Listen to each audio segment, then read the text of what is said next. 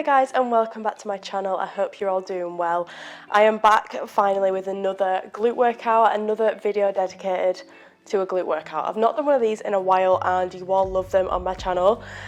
So I thought I would do an updated one. It is basically still the same as my other ones. As you know, I don't really switch around and chop and change things too much in my routine. You will probably see that the compound movements stay the same as in my other videos. I just kind of switch around unilateral and isolation movements. If you are wanting to grow your glutes, you're wanting to progressively overload within your lifts, you need to stick to the same lifts and emphasis on compound lifts. It doesn't matter so much with unilaterals and isolation movements, as long as you are still including those in your routine, whether it be different variations. I just basically want you to keep those compounds the same each week. So as you will see, the compounds that I do are hip thrusts and RDLs. Those are the same for every single one of my glute days. It doesn't matter what kind. You can do so many different types of variations. You could do dumbbell RDLs, you could do barbell RDLs, you could do single leg RDLs, and then the same with hip thrusts. It doesn't just have to be your generic barbell hip thrusts and RDLs. You can kind of switch it around like that, but I want you to stick to the same compound exercises each week, and I usually recommend for around 2 compound lifts in all your workouts. Sometimes I do 3, sometimes maybe even 1 if I'm stuck on time. As you will probably all know, compound movements are the ones that take the longest to complete. And the reason that I say to keep compounds at the start is because they require the most energy to kind of execute. They work more than one muscle at a time. And these are the exercises that you are going to want to be progressively overloading in each week, every couple of weeks, which is why I always say to keep them at the start when you have the most energy and you are able to perform them at your absolute best. Whereas if you have them at the end of your session, you're going to be more fatigued and you're not going to be able to execute the exercise as well as you possibly could. But after compounds, I then go into isolations. You will see all this. I just kind of want to summarize the structure of a leg day. I have spoken about it before, but I think the way that you structure a leg workout is really, really important to the way that you kind of progress and just the way that your workouts are executed and just to get the best out of your workouts. As I was saying, next I go into my unilateral movements, and these are single leg movements. I recommend always putting at least 1 unilateral movement into your leg days.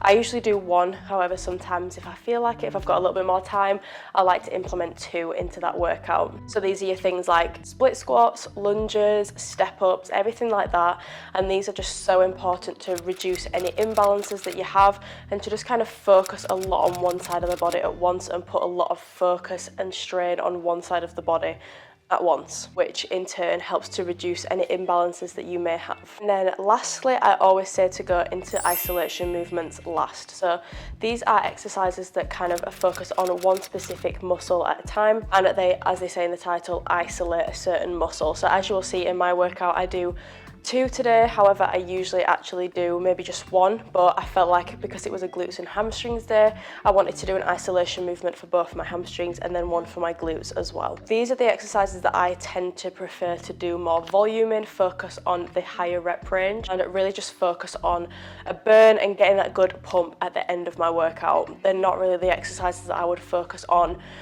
upping my weights in, really. I would more so focus on tempo in these kind of exercises, start adding things like pauses, drop sets, holds, things like that to increase the intensity without just, you don't need to start leg extension in the whole rack. Do you know what I mean? If you can, then you do you, that's quite a flex, but you don't really need to be doing that, because I think doing an isolation movement for more reps and focusing on volume within it is much more beneficial than kind of focusing on strength within those exercises. But yeah, when the workout is on in a second, I am going to do a voiceover, so I will be taking you through the whole workout. Please let me know if you have any questions in the comments and I will answer them down below. But yeah, let's get on with the workout. Starting off with a dynamic warm-up as always, doing leg swings and gonna do some deep squats and lunges, everything like that, just to get all warmed up and mobile. Alright, now doing some deep squats. It's so important to make sure that your hips are really open and mobile before you go into any leg day.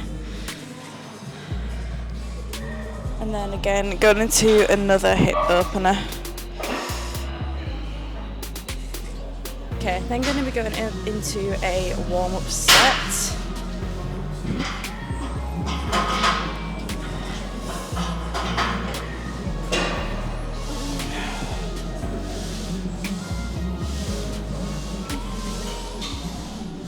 Alrighty guys, so I thought that I would do the rest of the workout as a voiceover because I only ended up using my mic for the warm-up, so you just had a mic'd up warm-up. But the first exercise that we're going to be going into on my glutes and hamstrings day is RDLs, which is just an abbreviation for Romanian deadlifts. So I just want to describe and explain to you the way that I feel this movement the best in my glutes. So as you can see, I have a pretty big bend in the knee, and that is a huge factor for me in being able to feel my glutes, and it's a huge factor in kind of distinguishing the difference between a stiff leg deadlift, which targets hamstrings, and an RDL, which targets more glutes. So yeah, make sure you keep a bend in the knee and kind of act as if you're shutting a door with your bum. As you can see, I kind of sit back into my glutes and my hips, and I find that also really helps me get the best connection within my glutes. And as you can see, the barbell is super close to my legs and my shins, and I'm keeping both the eccentric and the concentric part of the movement super slow and controlled. And I did 4 sets of 8 to 10 reps here, so this was a pretty moderate to heavy weight for me. Next up we have the glute drive machine. So as you will all know, I usually do barbell hip thrust. That is literally my go-to. However, this day I just could not be asked to set it up. And I'm just being real with you. Setting up and kind of taking away all the weights after you've done hip thrust is a workout in itself, and I just was not feeling it this day. So I resorted to the glute drive, which is also a really good alternative if you're someone who is kind of short on time, or you just simply couldn't be asked like me. It targets the same muscles and everything like that. I just will be a barbell hip thruster till the day that I die, but you know, implementing this into my workouts every so often is kind of fun, and it kind of adds a little bit of variation. So I was doing 4 sets of 10 to 12 reps here.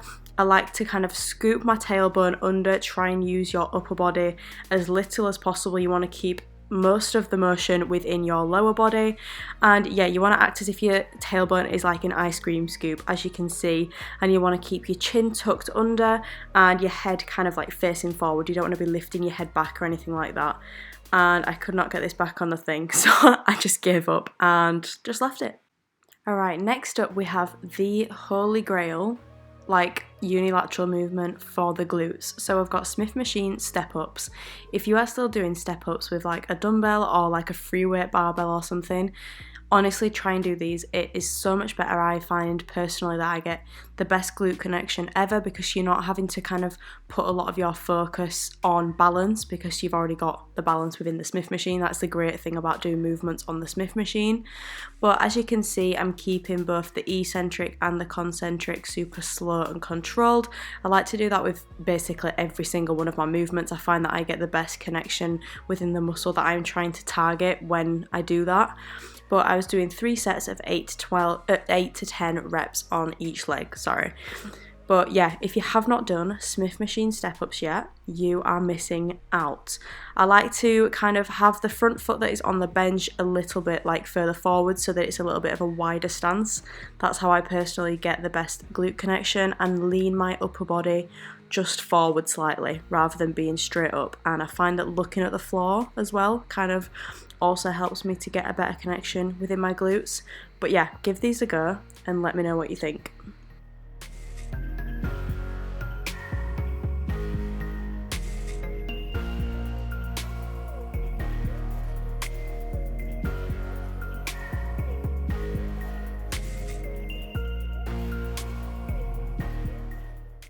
Alright, next up we have our isolation movements. As I said at the start, I like to keep these at the end of my workouts, and as this is a glutes and hamstrings focused workout, I like to do an isolation movement for both the hamstrings and then one isolation movement for the glutes, which is what I will do next. But as you can see here, I am doing the hamstring curl, so it's pretty self-explanatory. This is the isolation movement for my hamstrings. I did 3 sets of 12 reps.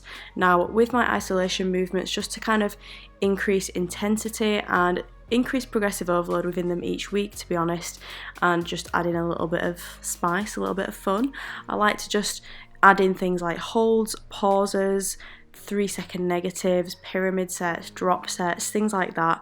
And as you can see here, I was just kind of going for a slow negative on the way down, and I just find that I get the most out of my isolation movements by doing things like that.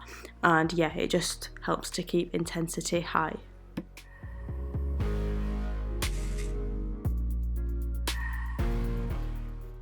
Alright, so lastly we have cable kickbacks. Now I only did 2 sets of this just because I'd already done quite a lot of exercises, and obviously it's a single leg movement so they take longer, so I just did 2 sets of 12 reps on each leg, keeping the movement really slow and controlled. I don't know how many times I can say that in one video, but being in this kind of position, I know there's like a lot of opinions and like controversy around the topic of like kickbacks and how to feel it best in your glutes, but this is personally how I feel it the most in my glutes. Everyone is different though, so I think some people feel it when they're like completely stood up straight, but this is personally how I feel it best in my glutes, having a slight bend in my supporting leg on the floor and then just kind of like folding my upper body a little bit like over and kind of like being bent over sort of thing.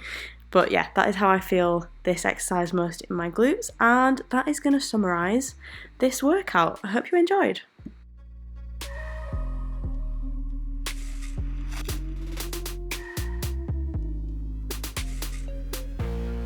Anyway guys, that was it for today's glutes and hamstrings workout. I hope you enjoyed it and I hope that you found it useful. Please let me know if you're gonna kind of use it yourself and how you kind of find it. This has been kind of like my holy grail workout, just in the way that it's structured and everything like that, and most of the exercises I do are the same each week, and I have just seen the most progress that I have kind of ever seen within my glutes and my hamstrings over the past year or so, kind of sticking consistently to this routine. Heavy on the consistency, because you could do this workout maybe like once a month and then you'd be like, oh, I'm not seeing any progress, and that is why, because you're only doing it once a month. You need to be consistent with it each week to be able to see the best progress possible, and that is exactly what I have seen from doing this workout and in the way that it's structured and everything like that. But yeah, let me know if you're going to give it a go, and I hope you enjoyed this video and I hope you found it helpful. Let me know if you want to see more videos like this, and yeah, I'll see you guys in my next video. Bye!